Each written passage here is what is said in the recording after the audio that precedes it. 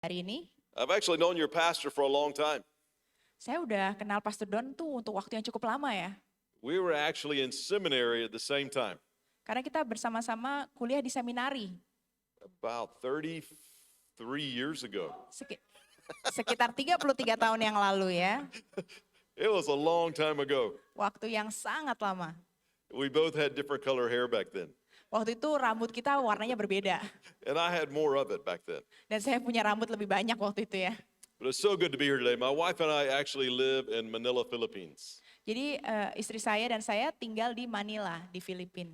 And we have now lived and worked in Southeast Asia for about 30 years. Dan sekarang kita udah tinggal dan bekerja di Asia Tenggara selama kurang lebih 30 tahun.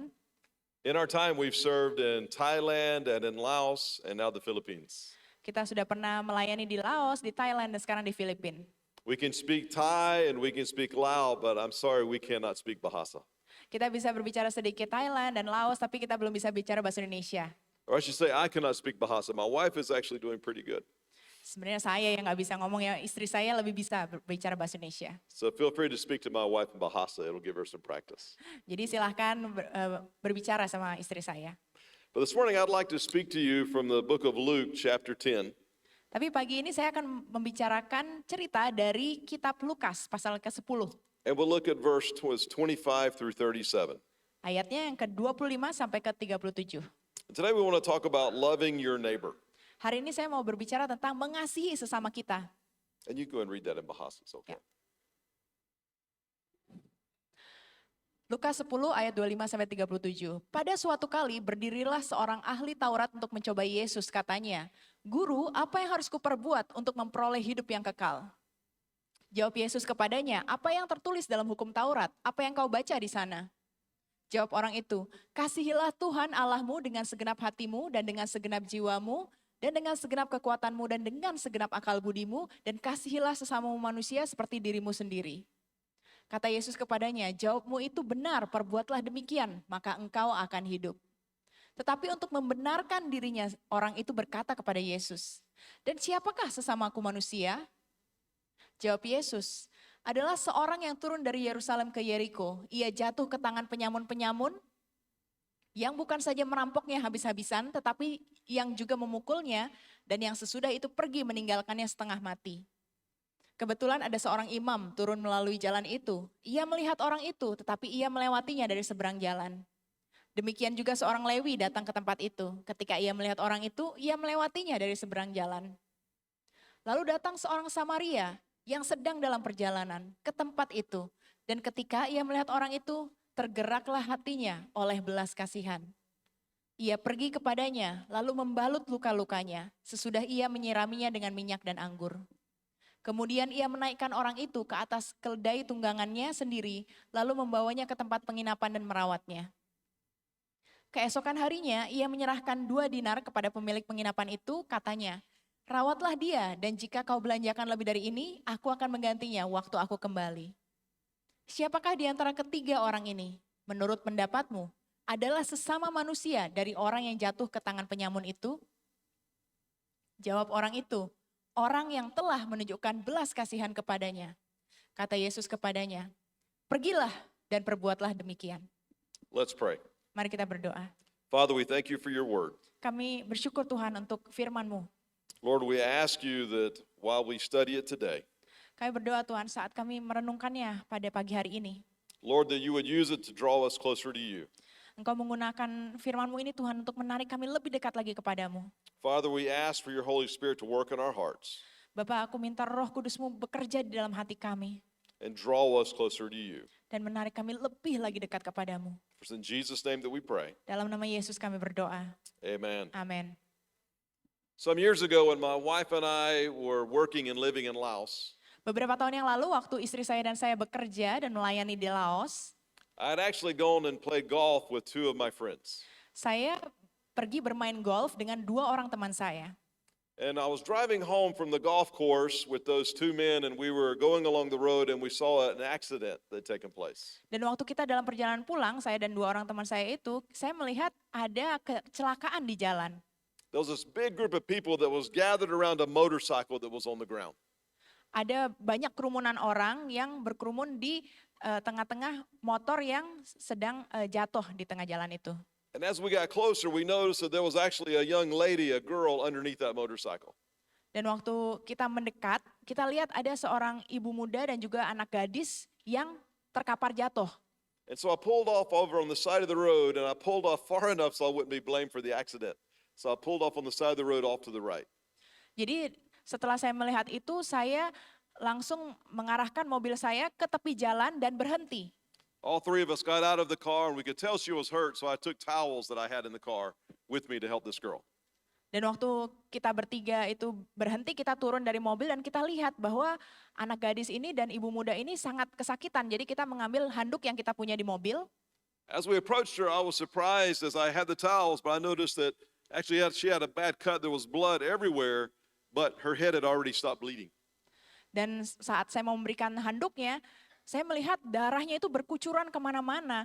Dan dari kepala ini muncul darah juga. She had actually laid there on the road long enough that the blood had dried on her face and actually was starting to dry underneath her on the road. Dan ternyata bukan hanya darah yang berkucuran di mana-mana, tapi banyak juga darah yang sudah mengering. Karena ternyata dia dibiarkan di pinggir jalan itu dalam waktu yang cukup lama. And I was a little surprised that no one had helped her. Dan saya sangat terkejut, kenapa nggak ada yang membantu dia? It was hot. It was the hot. So it was about 40 degrees. Hari itu sangatlah panas ya, sekitar 40 derajat Celcius. And there she was laying out on that hot road surface. Dan ibu muda dan gadis itu terkapar begitu saja di jalanan yang panas. So the first thing we did, we picked up that little motorcycle and took it off of her. Jadi hal pertama yang kami semua lakukan adalah kita pinggirkan dulu motornya ke tepi jalan. And we could speak Lao, so we were asking the people, does anyone know this girl? Dan karena kita bisa berbicara bahasa Laos, kita tanya, ada yang tahu nggak siapa orang-orang ini? And nobody knew her. Dan nggak ada yang tahu siapa gadis muda ini. They didn't know where she was from. Mereka nggak tahu dari mana dia berasal, They didn't know her family. tidak tahu siapa keluarganya. And for some reason, I understood a little bit, but they were afraid to help her. Dan nggak tahu kenapa mereka sebenarnya tahu bahwa orang ini perlu ditolong, tapi mereka tidak melakukannya. So knowing she needed to go to the hospital, we asked the village, said, you think it'd be okay if we took her to the hospital? Dan karena kita tahu seberapa pentingnya orang ini untuk pergi ke rumah sakit atau ditolong, kita tanya apakah nggak apa-apa kalau kita yang membawa dia ke rumah sakit. And the big crowd of people, they all agreed that was a good idea. Dan sekerumunan orang itu semuanya tuh setuju, oke, nggak apa-apa, itu ide yang bagus. So we backed up my car, it was a Toyota Land Cruiser, backed up the Land Cruiser so we could put her in the back. Jadi akhirnya saya menggunakan mobil saya, Toyota Land Cruiser itu, terus saya angkut gadis ini ke mobil saya. As we did that, the people grabbed the girl and started to shake her. Dan saat kita melakukan itu, orang-orang yang ada di situ mulai menggoyangkan gadis itu.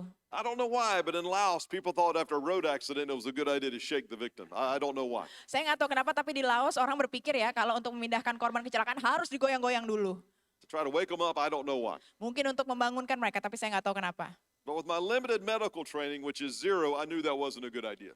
Tapi dengan pengetahuan medis saya yang sangat terbatas, yang artinya sebenarnya saya nggak tahu apa-apa, saya tahu itu adalah ide yang buruk. So the three of us quickly spoke up and said, no, don't shake her, don't shake her. She may have a head or neck injury. Lalu saya bilang sama mereka, jangan digoyang-goyang, nanti takutnya ada cedera di kepala atau di bahu. And the crowd, I heard someone say, oh, this girl's going to be okay. These guys are medical doctors. Lalu orang-orang di kerumunan itu bilang, oh iya perempuan ini akan baik-baik saja, ini soalnya dokter-dokter ini paham apa yang dilakukan. Of course we weren't. Tentu saja kami enggak ya, kami bukan. We put her in the car. She was unconscious the whole time. We put her in the car. And one of my friends that I played with, Michael, he sat in the back and held her head still while we drove to the hospital. Dan kita tahu waktu kita mengantar dia ke rumah sakit itu, dia tuh tidak sadarkan diri sampai salah satu teman saya, Michael itu duduk di belakang untuk menahan kepalanya supaya tidak jatuh dan kita terus bawa dia ke rumah sakit. And I kind of think it was the Lord that helped her stay unconscious because I wondered what it would be like for her to wake up with three foreign guys. Dan menurut saya itu pertolongan Tuhan juga ya supaya waktu itu dia pingsan tidak sadarkan diri karena kalau dia sadar dia pasti bingung kenapa ada 3 bule ini sama saya di satu mobil. And one of them leaning over her, holding her head still. Dan salah satunya itu memegang kepalanya lagi. But we got that young lady to the hospital and she was able to get a CAT scan and we covered the expense of all of that. Dan kita sudah bisa membawa gadis itu ke rumah sakit, kita bayar semua pengobatannya, dia sudah dapat CT scan. And thankfully she wasn't seriously hurt. She just had that cut and it bled a lot. Dan syukurnya dia tuh tidak mengalami cedera yang parah, dia cuma ada kayak terpotong di dahinya, tetapi darahnya mengucur terlalu banyak. But in time that we did find her family and they came, they're very thankful that we had helped her. Tapi dalam waktu rumah sakit itu menangani gadis ini, kita berhasil menemukan keluarganya dan keluarganya sangat bersyukur bahwa kami telah membantu gadis itu. And I can remember the family even wanted to know why we, three foreigners, would stop and help their daughter. Dan keluarganya tuh heran, kenapa ada 3 orang asing ini mau berhenti dan membantu anak perempuannya. And thankfully, it gave us an opportunity to tell them something similar to this story, that we stopped because of the Lord. Dan bersyukurnya adalah ini memberikan kesempatan bagi kami untuk bercerita bahwa kami berhenti karena ini adalah perintah Tuhan. Because of the Lord's love for us, we had to show love for others. Karena Tuhan telah mengasihi kami, maka kami juga harus mengasihi orang lain. And that's what Jesus is talking about in the scripture that we read this morning. Dan inilah yang Tuhan Yesus bicarakan dalam firman-Nya pada pagi hari ini. When we pick up this story, it's at a time when Jesus is very popular in his ministry. Jadi cerita ini terjadi di masa-masa pelayanan Yesus yang paling populer. There's many people that are traveling with him and want to be a part of what he's doing. Banyak orang yang mengikuti Yesus dan ingin menjadi bagian dari pelayanan Yesus. He's teaching, he's performing miracles. Yesus itu mengajar, melakukan mujizat. People are following him and believing his teaching. Orang-orang mengikut Kristus dan juga percaya pada pengajarannya. Because of that, there's this jealousy that comes up within the religious leaders that are there, the Jewish leaders. Oleh karena itu tentu saja pemuka-pemuka agama itu merasa cemburu. They are jealous and they're upset because so many people are following Christ. Mereka cemburu dan marah karena begitu banyak orang itu mengikut Kristus dan bukan mereka. And so they try to, and they look for ways that they can trip him up. Jadi mereka tuh berusaha mencari cara untuk menjatuhkan Yesus. And that's what it is when the scribe comes to Christ and he asks the question and he says, "What must I do to inherit eternal life?" Maka dari itu seperti yang kita baca tadi ada ahli Taurat bertanya, "Guru, apa yang harus saya lakukan untuk mendapatkan kehidupan kekal?" He's really asking a question that people all over the world ask. Sebenarnya pertanyaan yang ditanyakan itu adalah pertanyaan yang baik. Semua orang di seluruh dunia ini bertanya hal yang sama. Everyone has a realization that we're not going to be on this earth forever. Setiap orang itu punya realisasi, punya kesadaran bahwa kita tidak akan tinggal di dunia ini selama-lamanya.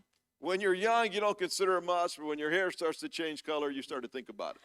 Mungkin waktu saudara muda nggak terlalu kerasa ya, tapi waktu warna rambutnya mulai berubah ya, mulai berpikir hal yang seperti ini. And they start to wonder and ask, what's going to happen at the end of this life?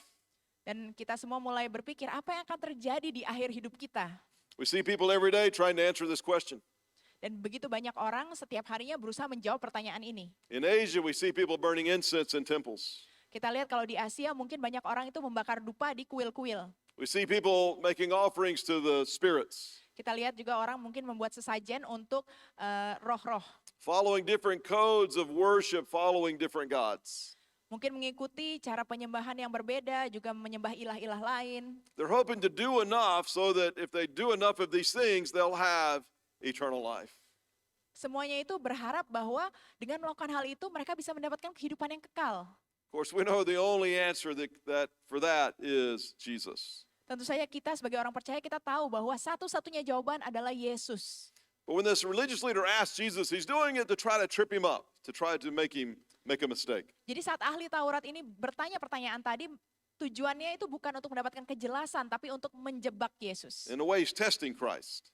Dan juga untuk menguji Yesus. And so Jesus answers this question with this question. Jadi makanya Yesus menjawab dengan pertanyaan lagi. He says, well, you're the expert of the law. Kamu adalah ahli Taurat. Says, what is written in the law? How do you read it? Apa yang tertulis dalam kitab Taurat? Bagaimana kamu membacanya? The scribe answers him. He says, love the Lord your God with all your heart, with all your soul, and with all your strength. Kasihilah Tuhan Allahmu dengan segenap hatimu dan kekuatanmu dan juga jiwamu dan akal budimu. And with all your mind. And love your neighbor as yourself. Dan kasihilah sesamamu manusia seperti dirimu sendiri. And then Jesus tells him, he says, you've answered correctly. Dan Yesus menjawab, ya itulah jawaban yang benar. He says, do this and you'll live. Lakukanlah hal itu maka kamu akan beroleh kehidupan yang kekal. If we've answered correctly, we need to ask ourselves, what does that mean? Kalau kita sudah bisa menjawab dengan benar, kita harus bertanya pada diri kita, apa maksudnya itu? What does it mean to love the Lord your God with all your heart, soul, and strength? Apa artinya kita mengasihi Tuhan dengan segenap hati, jiwa, kekuatan, dan akal budi? And to love your neighbor as yourself. dan juga mengasihi sesama kita sebagaimana kita mengasihi diri kita sendiri. First, let's look at what it is to love the Lord. Jadi pertama kita akan lihat apa artinya kita mengasihi Tuhan. What does it mean to love the Lord with everything that we have? Apa artinya kita mengasihi Tuhan dengan keseluruhan yang kita punya? What it simply means is serving God has to come first in your life. Secara sederhana artinya adalah melayani Tuhan harus menjadi prioritas utama dalam hidup kita. It's not our families, it's not our job, it's not our house. It has to be the Lord. Jadi Tuhan itu harus menjadi prioritas utama dalam hidup kita, bukan keluarga kita, bukan pekerjaan kita, bukan diri kita. Nothing we have has to come before Him. He has to be our priority. Tuhan harus menjadi prioritas utama, apapun yang lainnya itu datang setelah Dia. And truly, if we truly put the Lord first and love Him with all of our lives, then the next step is actually quite easy. Dan setelah kita berhasil meletakkan Tuhan sebagai prioritas utama dalam hidup kita, maka langkah selanjutnya itu akan menjadi lebih mudah. Because if we love the Lord with everything we have, how does that show? Karena saat kita bisa mengasihi Tuhan dengan segala sesuatu yang kita miliki, bagaimana itu akan bisa ditunjukkan? How will other people know that you really love the Lord? Bagaimana kalau misalnya orang lain tuh bisa tahu kalau kita benar-benar mengasihi Tuhan? He'll know you love the Lord as it's an outgrowth and loving your neighbor. Dan kita akan bisa mengetahui kalau kita benar-benar mengasihi Tuhan saat kita bisa mengasihi sesama kita secara natural. For the Lord says to love your neighbor as yourself. Karena Tuhan berfirman bahwa kasihilah sesama manusia seperti dirimu sendiri. You see, the love of our neighbor and love for others, it actually springs from our love for the Lord. Karena saat kita bisa mengasihi orang lain, artinya kasih kita itu berasal dari kasih kita kepada Tuhan. If we truly love and are serving the Lord, we're going to love other people. Kalau kita benar-benar mengasihi Tuhan dan melayani Tuhan dengan sepenuh hati, kita akan bisa mengasihi orang lain juga. The source of that love that we have for others, it's found in God. Karena sumber dari kasih yang kita berikan untuk orang lain itu datangnya dari Tuhan. If we truly love God, we'll also love our neighbor. Jika kita sungguh mengasihi Tuhan, kita juga akan bisa mengasihi sesama kita. I'll give you time.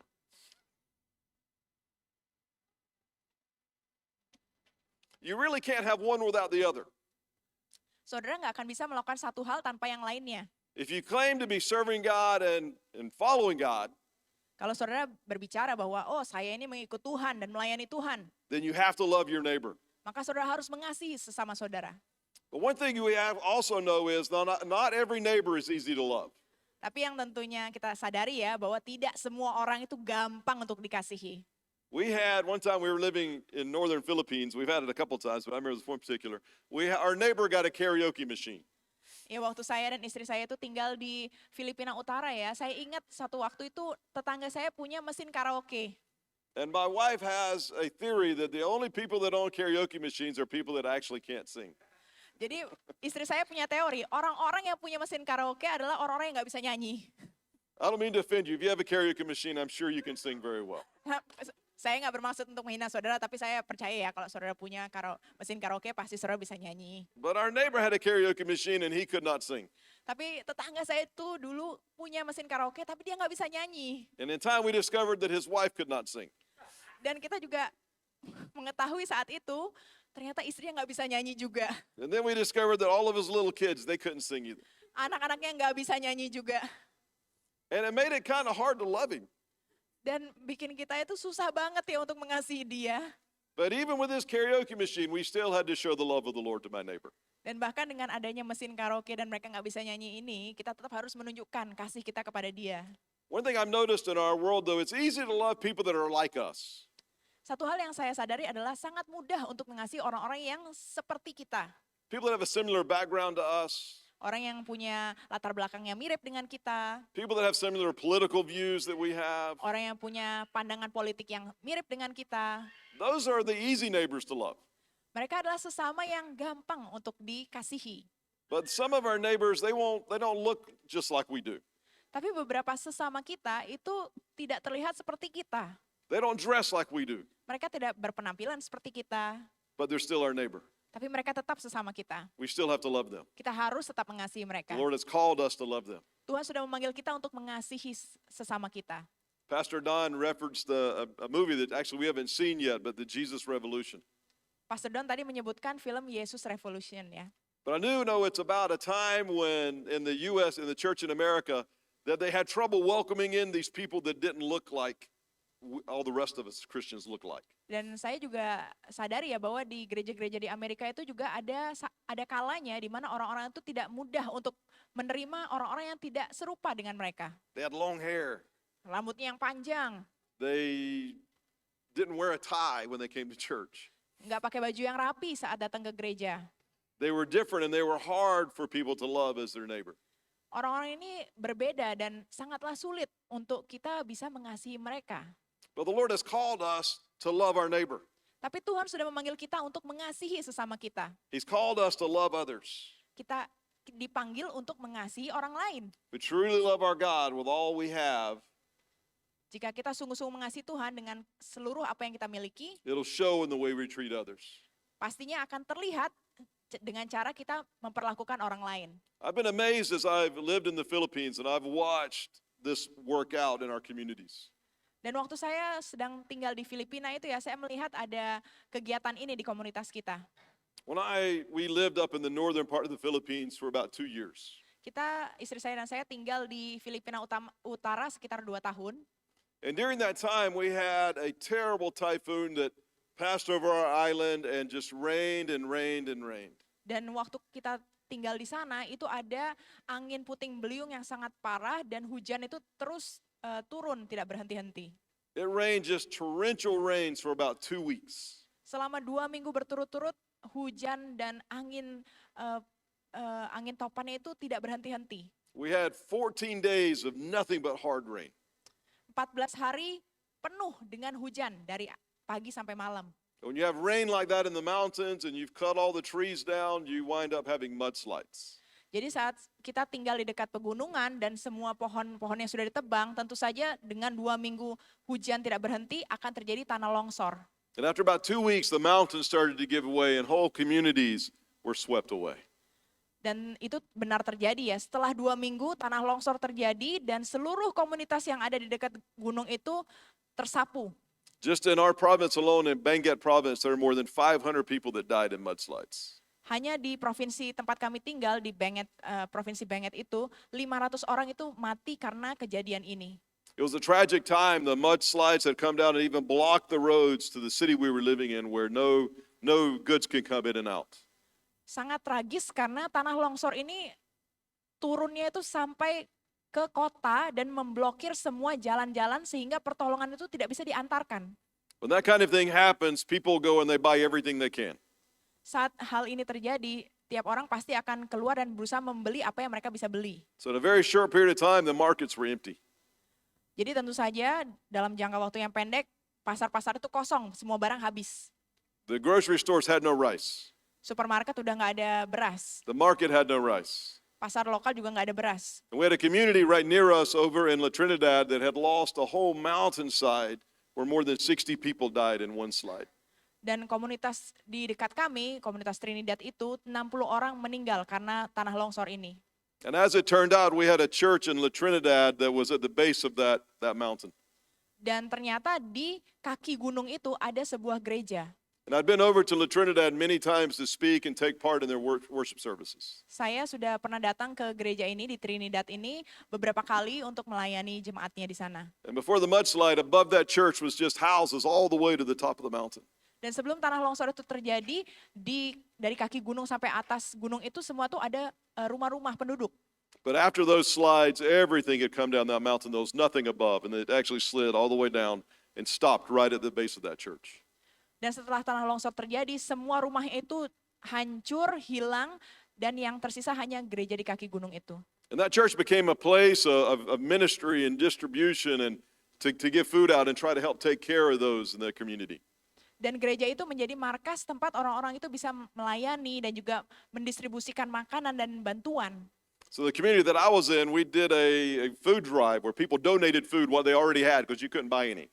We got canned food and all kinds of things that we could take over to La Trinidad. Jadi di komunitas saya, kita melakukan food drive yang artinya saya mengumpulkan makanan-makanan dan saya antarkan untuk bisa dibagikan kepada orang-orang yang mengalami bencana itu. So I drove in one day just donating things, and I was surprised as I saw these big rice sacks, of huge rice sacks that were sitting over in the room where they were being stored. Dan waktu saya mengantarkan makanan itu, saya kaget karena melihat ada begitu banyak karung-karung beras yang ada di tempat itu. Of course, the rice was there so they could distribute it to the people who had none. Dan karung-karung beras itu menunggu untuk disalurkan kepada orang-orang yang membutuhkan.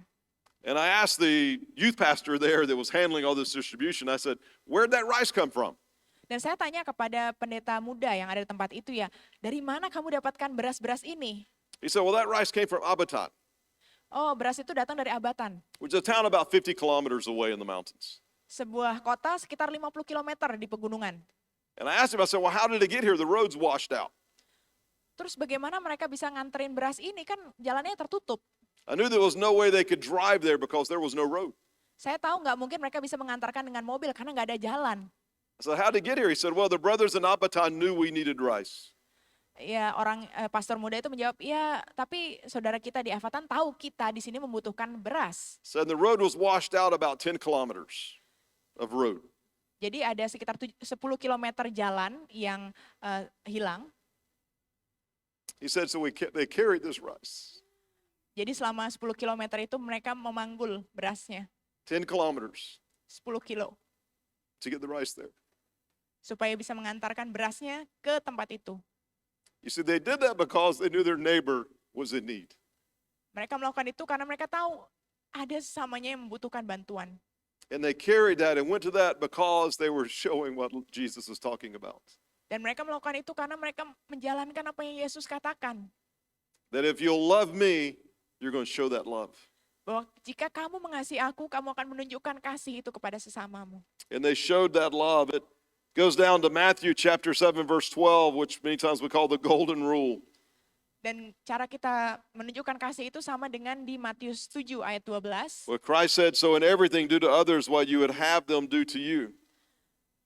Sebagaimana yang kau ingin mereka perbuat kepadamu, perbuatlah itu kepada mereka juga. For in this one thing, Christ says, that sums up the whole law of the prophets. Karena itulah kunci dari hukum Taurat. Which simply means what we need to do is we need to do to others what we would like them to do to us. Jadi kita juga bisa melakukan apa yang orang lain itu mau dilakukan kepada kita. When Jesus said it, it was a revolutionary concept. Saat Yesus mengajarkan hal ini adalah konsep yang revolusioner. Today, the world we live in today, it's a revolutionary concept. Dunia yang saat ini sedang kita hidupi ini adalah sebuah konsep yang revolusioner juga. And you think about it, if the world would live by this one thing that sums up the whole law, to do to others as you want people to do to you, what a different world we'd live in. Coba saudara pikirkan, kalau setiap orang di dunia ini melakukan apa yang mereka ingin orang lain lakukan kepada mereka, akan jadi berbeda dunia ini. There'd be no wars. Tidak akan ada lagi peperangan, There'd be no poverty. tidak akan ada lagi kemiskinan, Nobody would be in want. tidak ada orang yang kekurangan, No crime. tidak ada kejahatan, No street children. tidak ada anak-anak jalanan, No abuse. tidak ada pelecehan atau kekerasan. If everyone would practice this. Jika setiap orang melakukan hal ini, We as the Church of Jesus Christ have to practice this. kita sebagai gereja Kristus Yesus, kita harus melakukan ini. As his followers, we must do what he's asking us to do. Sebagai pengikut Kristus, kita harus melakukan sebagaimana yang Tuhan Yesus perintahkan. And as we implement this golden rule or to do to others as we want them to do to us, we'll see our communities changed. Saat kita bisa mengimplementasikan perintah ini, peraturan emas ini, untuk melakukan kepada orang lain sebagaimana yang mereka mau lakukan kepada kita, kita akan melihat ada perubahan di komunitas kita. We'll see our cities changed. Kita akan melihat kota kita berubah, We'll see our countries changed. negara kita berubah. Because people will feel that love and they'll desire that love of Christ. Karena orang-orang bisa merasakan kasih itu dan mereka akan menginginkan kasih Kristus di hidup mereka. That's how we're going to change the world, is by loving our neighbor. Begitulah bagaimana kita bisa mengubah dunia ini dengan mengasihi sesama kita. The scribe that first hears this, he's not satisfied. Ahli Taurat yang bertanya kepada Yesus dan mendengar hal ini, dia tuh tidak puas. He asks him, he says, okay, well then who is my neighbor?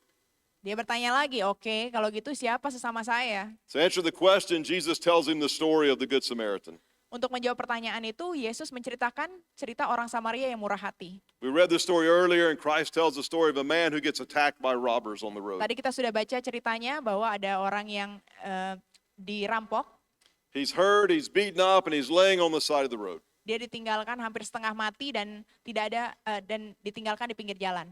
a priest comes by. Imam datang. And surely you would think a priest, someone who's dedicated himself to service unto God, would help this man that was hurt. Dan tentunya saat kita mendengar kata imam ya, kita membayangkan orang yang sudah mendedikasikan hidupnya kepada Tuhan pasti akan membantu orang ini kan. But Jesus says the priest goes on the other side of the road and passes this man by. Tapi Yesus berkata bahwa imam ini melihat dan juga melewatinya. That a Levite comes by, Lalu orang Lewi datang. a tribe in Israel that's separated out to serve God. Sebuah suku di Israel yang dipisahkan untuk melayani Tuhan. Everything they do as a people is supposed to be in service unto the Lord. Apapun yang mereka lakukan itu seharusnya menjadi pelayanan bagi Tuhan. But then Christ says, even this Levite, he goes on the other side of the road, Bahkan orang Lewi ini melihat dan melewatinya saja. passes this man by, leaves him suffering on the side of the road. Tidak membantu orang yang hampir setengah mati ini. But then a Samaritan comes by. Lalu orang Samaria datang. And a Samaritan, for those that are hearing this, the Samaritans are a very lowly people. Dan bagi saudara-saudara yang tidak tahu, orang Samaria dalam konteks ini adalah orang-orang yang dianggap rendahan saat itu. The people in Jesus' day and the ones he's talking to look very lowly on Samaritans. Jadi orang-orang di waktu Yesus saat itu melihat, memandang rendah orang Samaria. They didn't associate with Samaritans. Mereka tidak mau mengasosiasikan diri mereka dengan orang Samaria. They tried not to live near Samaritans. Mereka nggak mau bekerja sama dengan orang Samaria. And they would travel way out of their way to keep from even going through a Samaritan village. Bahkan mereka itu akan memutar jalan lebih jauh supaya tidak masuk ke desa orang Samaria. But Jesus says, this foreigner that you people don't even like, Tapi Yesus berkata, orang asing ini yang kamu bahkan tidak suka. this Samaritan walks by and he picks up the man. Orang Samaria ini melihat dan dia membantu orang ini. He takes care of him. Dia merawat orang ini. He takes him to an inn or a place where he can be taken care of. Dia membawa orang yang setengah mati ini ke penginapan supaya bisa dirawat. He pays his medical bills. Dia membayar He leaves, and he even leaves money if there's more bills. dan bahkan meninggalkan uang jika memerlukan dana perawatan lebih lagi. And at the end of the story, Jesus asks, he says, well, which one of these three do you think was a neighbor to the man who fell in the hands of the robbers? Dan di akhir cerita, Yesus bertanya kepada ahli Taurat ini, menurut kamu siapakah sesama manusia bagi orang yang tadi dirampok? The scribe answered, he said, the one who had mercy on him. Lalu ahli Taurat itu menjawab, orang yang menunjukkan belas kasihan kepada sesamanya. And Jesus tells him to go and do likewise. Lalu Yesus menjawab, pergilah dan perbuatlah demikian. You see, within this story, Jesus expands the concept of neighbor going beyond the person that's right next to you. Jadi dalam cerita ini Tuhan Yesus itu memperluas konsep sesama. He expands it beyond the people that you just like, that are like us. Sesama ini bukan cuma orang-orang yang mirip seperti kita atau orang yang kita suka, tapi lebih lagi dari itu. For now, Jesus includes people that are strangers, Yesus juga mengikutkan orang-orang yang kita anggap sebagai orang asing, foreigners, orang dari negara lain, people bangsa that lain, have different views than we have. orang-orang yang memiliki pandangan yang berbeda dengan kita. Jesus says those people are your neighbor. Tuhan Yesus bilang bahwa orang itu adalah sesamamu. What he really does is he expands it all the way out that says all of mankind is your neighbor, everyone. Jadi sebenarnya inti dari kata Yesus adalah semua manusia di dunia ini adalah sesamamu. See, all the billions of people that live on this earth, they are our neighbors. Miliaran orang yang hidup di dunia ini, mereka semua adalah sesama kita. And we're instructed by our Lord and Savior to love them. Dan kita diperintahkan oleh Tuhan dan Juru Selamat pribadi kita untuk mengasihi mereka. We must love them. Kita harus mengasihi mereka. We must share the love of Christ with them. Kita harus membagikan kasih Kristus kepada mereka. That's what the Lord has called us to. Itulah kenapa Tuhan memanggil kita. That's why you as a church are here. Maka dari itu kita berkumpul bersama sebagai komunitas gereja karena itu. That's why you're a fellowship of believers that comes together. Sebagai komunitas orang percaya kita juga dipanggil untuk melakukan hal itu. It's not just so that we can sing nice songs, Bukan cuma kita bisa bernyanyi lagu yang enak didengar, enjoy the teaching and the love of the Lord just ourselves, menikmati pengajaran Tuhan hanya untuk diri kita, but it's so we can share that love with our neighbor. tapi supaya kita bisa membagikan kasih itu kepada orang lain. Let's change Bali by showing. Mari kita ubah Bali dengan mengasihi orang lain. Let's change Indonesia by showing the love of Jesus. Mari kita ubah Indonesia dengan menunjukkan kasih Kristus itu kepada orang lain. Let's change this nation by loving the Lord and loving our neighbor. Mari kita ubah bangsa kita dengan mengasihi Tuhan dan mengasihi sesama. Let's pray together. Mari kita berdoa. Father, I thank you so much for your goodness and mercy. Tuhan, aku bersyukur Tuhan untuk kebaikan-Mu dan kemurahan-Mu Tuhan. Lord, I thank you for your people, Lord, that have gathered here today. Tuhan, aku berterima kasih untuk setiap umat-Mu yang berkumpul pada hari ini. God, I pray that you would empower us, Lord, through your Holy Spirit. Tuhan, aku berdoa Engkau memberdayakan kami Tuhan melalui Roh Kudus-Mu. And Lord, help us to love our neighbor. Dan bantu kami Tuhan untuk mengasihi sesama kami. Help us to show love to our neighbor. Bantu kami untuk menunjukkan kasih-Mu kepada sesama kami. Help us, Lord, to live different than the world that we're in. Bantu kami Tuhan supaya hidup kami itu bisa berubah, bisa berbeda dari orang-orang lain di dunia ini. And love people like you love people. Dan mengasihi orang lain sebagaimana Engkau telah mengasihi kami. Lord, help us change this city. Tuhan, bantu kami untuk mengubahkan kota ini. Help us change this island. Bantu kami untuk mengubahkan pulau ini. And Lord, change this nation Dan Bapak, ubahkan bangsa ini by loving our neighbor. dengan cara kami mengasihi sesama kami. For it's through you and your Holy Spirit Bahwa melalui Engkau dan melalui Roh Kudus-Mu, that we'll see change take place. kami percaya kami akan melihat perubahan terjadi. Thank you, Jesus. Terima kasih Yesus. I'd like for you to think of at least one or two people that are your neighbor. Amen. One or two people that you come in contact with on a daily basis. It may be somebody that you don't even like. Mari saya undang saudara untuk memikirkan 2 atau 3 orang yang mungkin saudara ketemui sehari-hari. Orang yang mungkin saudara tidak sukai juga. And start thinking of a way, how can I show the love of the Lord to this person? Dan mulailah berpikir bagaimana cara saya bisa menunjukkan kasih Tuhan kepada orang-orang ini, kepada sesama saya. How can I do something? What can I say to show the love of the Lord? Apa yang harus saya lakukan atau apa yang harus saya katakan untuk menunjukkan bahwa Tuhan mengasihi mereka. And as we do that, we'll see change. Dan saat kita bisa melakukan hal itu, perubahan akan terjadi. As we do that, we'll see people changed. Saat kita melakukan itu, kita akan melihat orang bisa diubahkan. And we'll see people come to a saving knowledge of Jesus Christ. Dan orang akan datang pada Kristus dan bisa diselamatkan. Praise God. Puji Tuhan.